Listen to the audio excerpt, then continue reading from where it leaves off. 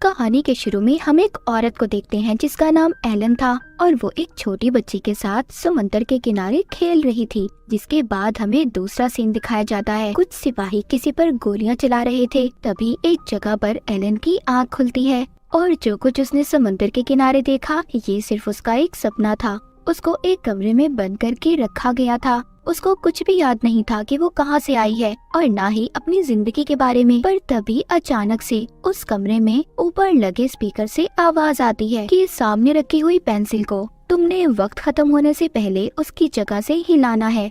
और जैसे ही टाइम शुरू होता है सारा कमरा लाल हो जाता है और सामने लगी स्क्रीन पर टाइमर शुरू हो जाता है। एलन किसी तरह अपने आप को टेबल तक लेकर जाती है, उस पर रखी पेंसिल को गिरा देती है, जिसके बाद सब कुछ नॉर्मल हो जाता है। सब ठीक हो गया था। एलन उस रोबोटिक आवाज से पूछती है मैं कहाँ पर हूँ। तभी वहाँ पर बजर बजता है और एलन बेहोश हो जाती है। तभी उसे एक सपना आता है जिसमें वो समंदर के किनारे रेत को देखती है। ये सब देखने के बाद दोबारा से होश में आ जाती है,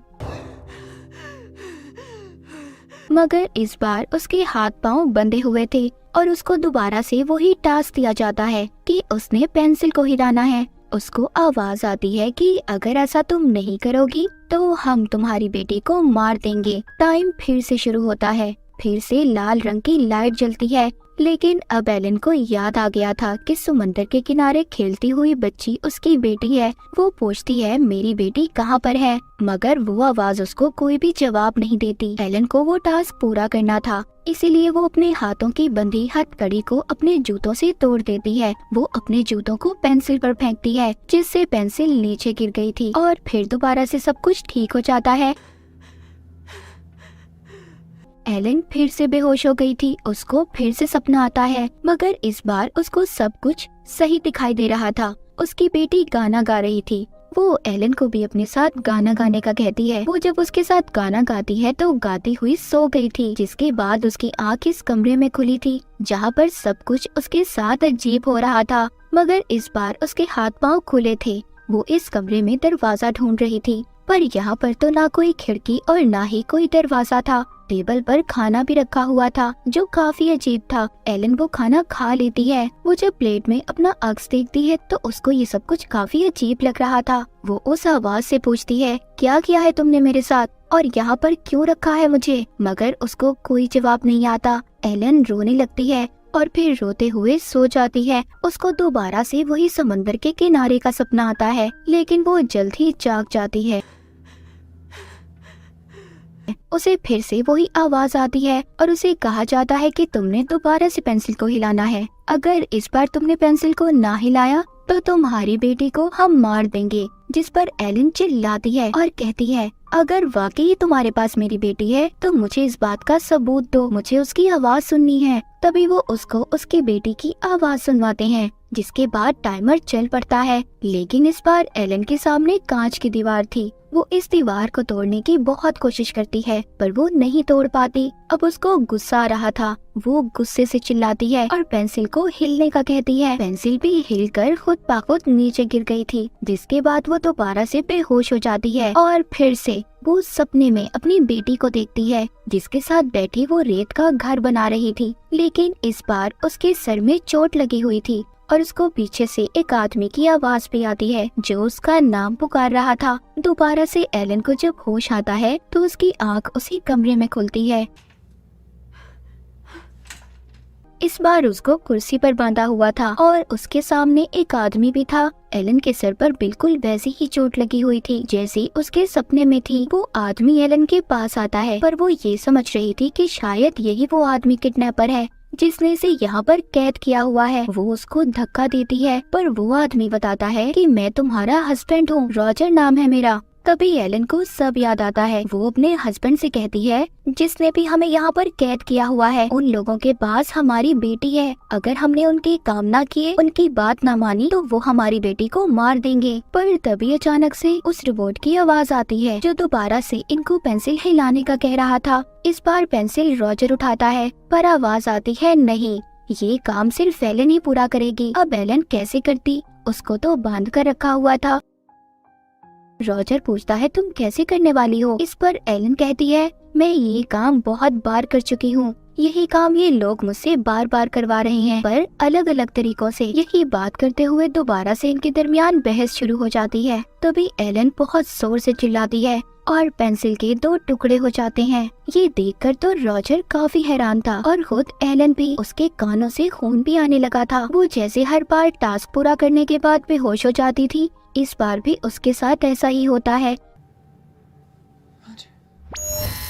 वो अपने सपनों में इस बार अपने हस्बैंड रॉजर को देखती है, जो गुस्से से उसकी तरफ देख रहा था। जिसके बाद दोबारा से उसकी आंख खुलती है। इस बार कमरे में उसके और रॉजर दोनों के लिए खाना रखा हुआ था। रॉजर उससे कहता है, मुझे लगता है एलन, तुम्हारे पास कोई खास शक्ति है, कोई खास ताकत है। तुम्हें याद है जब तुम मुझसे गुस्सा होती थी, लड़ती थी, तो तुम्हारे चीखने से घर की चीजें टूट जाती थी। तुम्हारे अंदर जरूर कोई खास बात है। जिसके बाद रॉजर उसको पीने के लिए पानी देता है और फिर वो जमीन पर ही लेट जाती है। रॉजर उससे पूछता है, क्या तुम्हें कुछ याद है? मगर वो कुछ भी नहीं बताती। जब वो उसके लिए खाना लाता है तो एलन उस पर चिल्लाती है। उसके हाथ से खाना दूर जाकर गिरता है। रॉजर भी काफी हैरान था। तभी दोबारा से उसकी आंख लग जाती है और वो सपने में देखती है, जिसमें उसकी बेटी उससे कह रही थी, आप बार बार कहाँ पर जाती हैं? वो अपनी बेटी से कहती है, मैं अब कहीं नहीं जाऊंगी, तुम्हारे साथ ही रहूंगी। पर इस बार उसकी बेटी गायब हो जाती है। वो उसको आवाज लगाती है, बुला रही थी, पर वो उसे कहीं नहीं मिलती। जैसे ही उसे होश आता है, इस बार उसको कमरे में कुर्सी से बांधा हुआ था, जो जमीन से जुड़ी हुई थी। यहीं पर रॉजर एलन के सर में लगी हुई चोट को देखता है, जिसे देखकर उसे पता चलता है कि उसके सर में कोई चीज लगी हुई है। तभी आवाज आती है। इस बार उसको नया टास्क दिया जाता है, जिसमें उसने टेबल पर रखी हुई बॉल को बाल्टी के अंदर डालना था, पर टेबल भी जमीन से जुड़ा हुआ था। रॉजर कहता है, देखो तुम्हारे पास ताकत है, उसका इस्तेमाल करो और टेबल को तुम जमीन से अलग कर सकती हो। एलन अपना पूरा ध्यान लगाती है। वो टेबल को जमीन से अलग कर देती है। रॉजर उसकी तरफ टेबल लाता है और तभी वो बॉल को बाल्टी के अंदर डाल देती है। पर इस बार ये टास्क के काम करने के बाद वो बेहोश नहीं होती। उसको याद आ चुका था कि समंदर के किनारे वो दोनों अपनी बेटी का बर्थडे मनाने गए थे। फिर ये दोनों यहाँ पर एक के बाद एक टास्क पूरा करते जा रहे थे, जो पहले से ज्यादा मुश्किल थे। जैसे इनका एक टास्क ऐसा था कि इन्होंने रेत से किला बनाना था, और ऐसे ही मुश्किल हर काम करने के बाद एलन के कानों से खून भी निकल रहा था। इसी तरह बहुत दिन गुजर गए थे। वो दोनों अजीब सा खाना खाकर जिंदा रह रहे थे। एक दिन एलन को टास्क दिया जाता है कि वो बंदूक के सारे हिस्सों को एक एक करके जोड़े, पर एलन इसको ठीक से नहीं कर पा रही थी। इस बात पर रॉजर उस पर गुस्सा करता है। एलन को भी उस पर गुस्सा आ रहा था और अब गुस्से में वो उस बंदूक को जोड़ लेती है और बेध्यानी में रॉजर पर गोली चला देती है, पर वो गोली लगने से पहले हवा में ही रुक गई थी। तभी सब कुछ ठीक हो जाता है और एलन बेहोश होकर दोबारा से अपने सपने में चली जाती है, जहाँ पर अब उसकी बेटी ने रेत से किला बना दिया था, पर रॉजर ने आकर उसे खराब कर दिया था। कहता है, मुझसे गलती हो गई। तभी एलन जाग जाती है। अब वो दोबारा से उसी कमरे में थी, जहाँ पर बैठकर वो रॉजर के साथ खाना खाती है। एलन रॉजर को बताती है कि मुझे अपनी पुरानी जिंदगी के बारे में कुछ याद नहीं, जिस पर वो बताता है, तुम एक टीचर थी और मैं एक सिंगर, लेकिन हमारी बेटी के पैदा होने के बाद मैंने ये सब कुछ छोड़ दिया था। वो अपनी जिंदगी की हसीन यादों को याद करके मुस्कुराने लगते हैं और एक दूसरे से लड़ाई की माफी भी मांगते हैं। इसी तरह बातें करते करते एलन सो गई थी। इस बार वो सपने में देखती है, उसको रेत में से रॉजर की अंगूठी और अपनी बेटी का जूता मिलता है और यहीं पर उसकी आंख खुल जाती है। इस बार उसके सामने रॉजर को एक कांच की दीवार के पीछे खड़ा किया गया था। उसके अंदर रेत गिर रहा था, पर एलन कुछ नहीं कर पाती। वो अपना ध्यान नहीं लगा पा रही थी। यहीं पर वो अपनी पिछली यादों को भी सोच रही थी, इसीलिए वो इस टास्क को पूरा नहीं कर पाती और देखते ही देखते रॉजर उस रेत में दफन हो जाता है। जिसके बाद आवाज आती है, तुमने अपना टास्क पूरा नहीं किया। एलन को बहुत गुस्सा आ रहा था और गुस्से में वो तेज आवाज से उस स्पीकर को भी तोड़ देती है, जिससे आवाज आ रही थी। तभी उधर एक दरवाजा खुलता है, जिसमें से 3 सिपाही आते हैं। लेकिन एलन अपनी ताकतों से उन्हें भी मार देती है। फिर यहाँ से बाहर आती है, वो देखती है उसने 298 टास्क पूरे किए थे। तभी वहाँ पर और भी बहुत से सिपाही आते हैं, मगर इस बार एलन अपनी ताकतों को सही से इस्तेमाल करना सीख गई थी। वो उन सभी को मार देती है।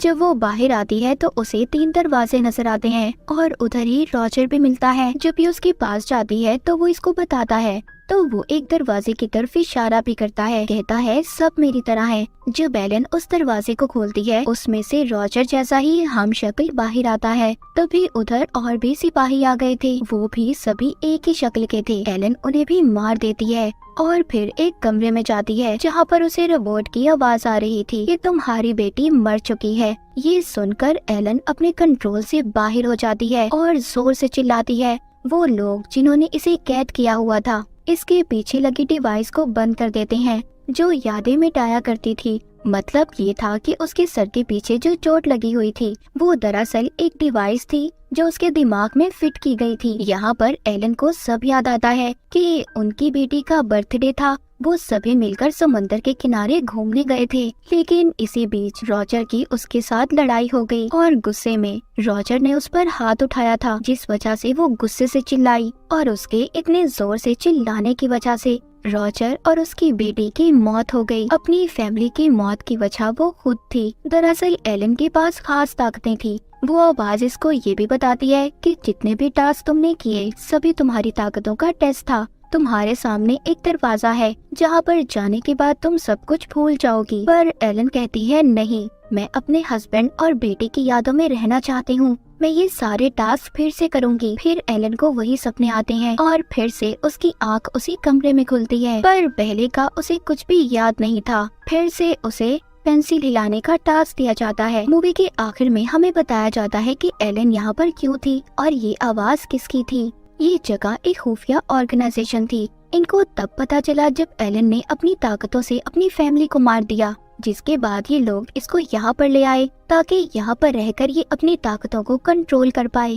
ताकि आगे की जिंदगी में इसकी वजह से कोई नुकसान में ना हो, इसके आसपास के लोगों को कोई तकलीफ ना हो। और इसी के साथ ये मूवी यहीं पर खत्म हो जाती है।